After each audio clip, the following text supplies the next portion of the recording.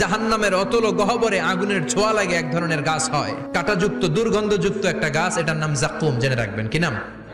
জাক্কুম। বিশ্বনবী বললেন তিরমিজির বর্ণনায়, জাক্কুমের একটা টুকরা যদি আল্লাহ দুনিয়াতে ফেলে, পুরো দুনিয়াটা দুর্গন্ধে সয়লাব হয়ে যাবে।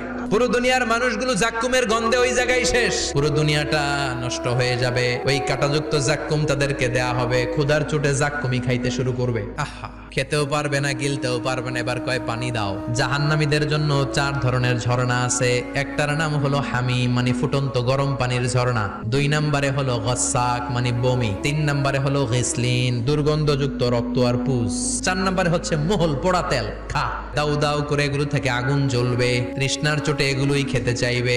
এগুলোর পেয়ালা যখন মুখের সামনে আসবে, এগুলোর উত্তাপে গালের গোশত, চোখের গোশত, কপালের গোশত গুলো ঝলসে ঝলসে পানির মধ্যে পড়ে যাবে। তৃষ্ণার চোটে না পেরে ওইটাই গিলবে, যেখান দিয়ে বেরোবে কেটে ছিঁড়ে শেষ হয়ে যাবে। দিস ইজ জাহান্নাম। আমরা জাহান্নাম থেকে পানাহা চাই, চিল্লায়